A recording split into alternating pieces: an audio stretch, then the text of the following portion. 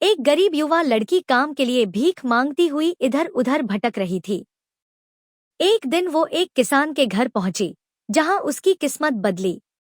मुझे एक ऐसे व्यक्ति की जरूरत है जो मेरी गायों को पाल सके। मैं तुम्हें एक मौका जरूर दूंगा, किसान ने कहा। लड़की ने अपनी काबिलियत साबित की। फिर एक दिन उसे घास के मैदान के पास एक कराह सुनाई दी। लड़की ने गायों को चरने के लिए छोड़ दिया।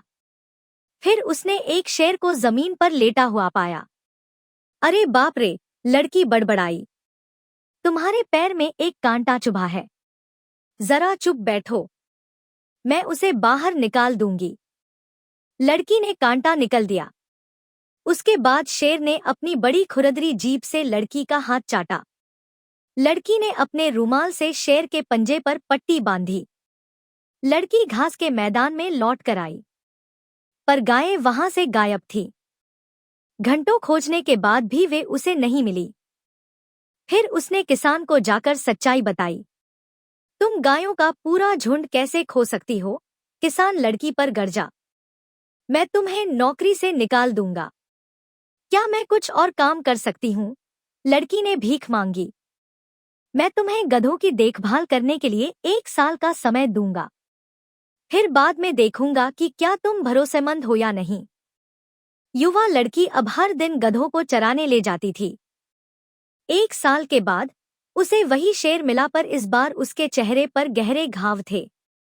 लड़की ने शेर का चेहरा साफ किया, घाव पर जड़ी बूटियों का मलहम लगाया और अपने रुमाल से उसे पट्टी बांधी।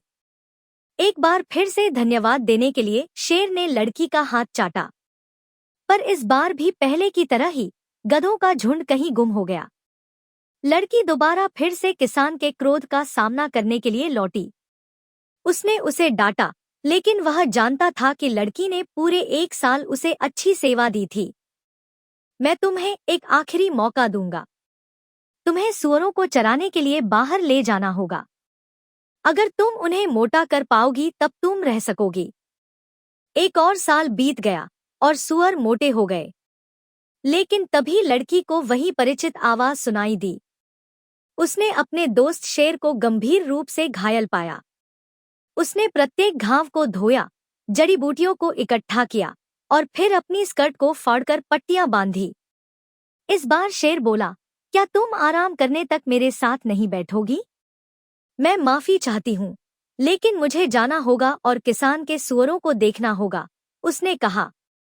वो सूअरों को खोजने के लिए दौड़ी, लेकिन उसे ऐसा लगा जैसे पृथ्वी उन्हें निगल गई हो। घंटों खोजने के बाद वो एक पेड़ पर चढ़ गई, पर उसे सूअर नहीं दिखे, लेकिन उसे कुछ चौंकाने वाला जरूर दिखा। ढीले ढाले कपड़े पहना एक आदमी रास्ते पर चल रहा था। फिर उसने एक चट्टान हटाई और फिर उसमें गायब हो गया। वह कौन था? लड़की को आश्चर्य हुआ। अब मुझ में किसान के क्रोध का सामना करने के लिए घर जाने की हिम्मत नहीं है, इसलिए मैं बस यहीं इंतजार करूंगी और देखूंगी। वो सूरज उगने तक पेड़ पर ही बैठी रही। अचानक चट्टान खिसकी और वही शेर उसे रास्ते पर चलता हुआ दिखा। शेर, लड़की फुसफुसाई। वो आदमी कहाँ गया? लड़की पेड़ से नीचे उतरी। उसने चट्टान को एक तरफ धकेला और फिर एक बड़े कमरे में पहुंची।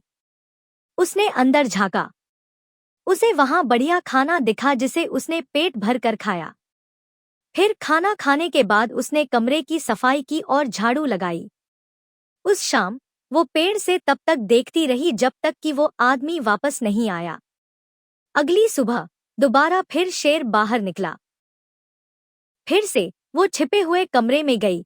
उसने खाना खाया और सफाई की।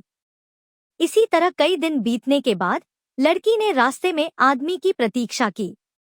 मुझे लगा कि वो आप ही होंगी जो मेरे कमरे की सफाई कर रही थी, आदमी ने कहा।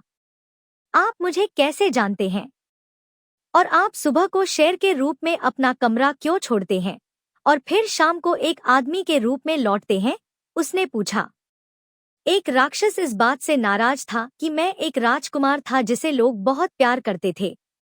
दिन में मैं शेर बन जाता हूँ, जिसकी आपने कई बार मदद की, उस आदमी ने समझाया। उस राक्षस ने बदला लेने के लिए ही आपके जानवरों को चुराया।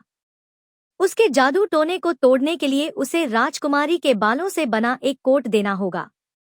ठीक है, मैं शहर जाऊंगी और आज शहर में काम खोजूंगी, मुझे राजकुमारी के बालों की एक लट जरूर मिल जाएगी, लड़की ने वादा किया। अगले दिन उसने अपने बालों को सावधानी से बनाया और फिर महल के पास जाकर चिल्लाई, क्या कोई मुझे काम पर रखेगा? राजकुमारी की एक दासी ने उसे सुना।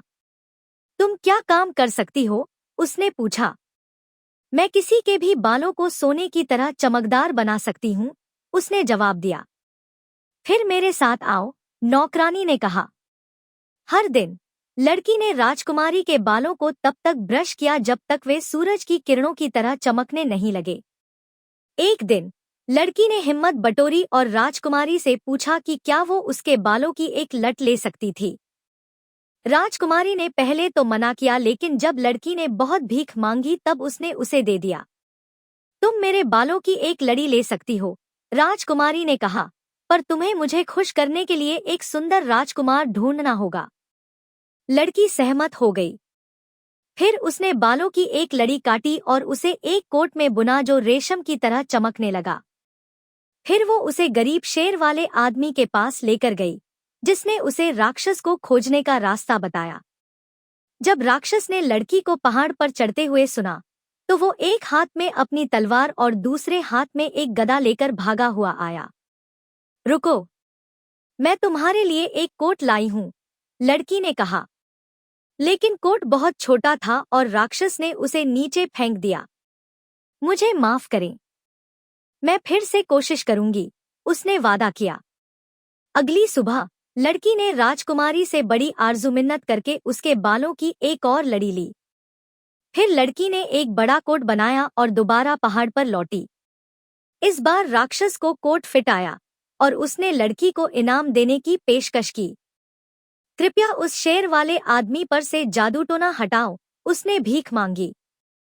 राक्षस ने उत्तर दिया, उसके लिए तुम्हें शेर को मारना होगा। फिर उसे जलाकर उसकी राख पानी में फेंकनी होगी, तब तुम्हें राजकुमार मिलेगा। आदमी को यह सब बताते समय लड़की रोने लगी। जैसा उसने कहा है तुम वैसा ही करो, मुझ पर भरोसा रखो, आदमी ने कहा। अगली सुबह लड़की ने शेर को मार डाला। जब उसने पानी में राख डाली तब पानी में से एक सुंदर युवा राजकुमार बाहर आया। बहुत धन्यवाद, तुमने मुझे बचा लिया है। अब मैं तुमसे अपनी पत्नी बनने के लिए कह सकता हूँ। युवा लड़की ने उसे आंसू भरी आंखों से देखा। लेकिन मैंने राजकुमारी से वादा किया है कि मैं उसे खुश करने के लिए एक राजकुमार खोजूंगी। राजकुमार ने जवाब दिया, डरने की कोई बात नहीं है। तुम देखो, मैं राजा का बेटा हूँ। वो राजकुमारी मेरी बहन है। चलो, अब हम महल में चलें। अपने भाई से मिलकर राजकुमारी बहुत खुशी हुई। राजा, रानी और राजकुमारी सभी राजकुमार की वापसी से बेहद खुश हुए। राजा ने युवा लड़की के प्रति अपनी कृतज्ञता व्यक्त करते हुए शादी के लिए सहमति दी और फिर पूरे शहर ने जश्न मनाया।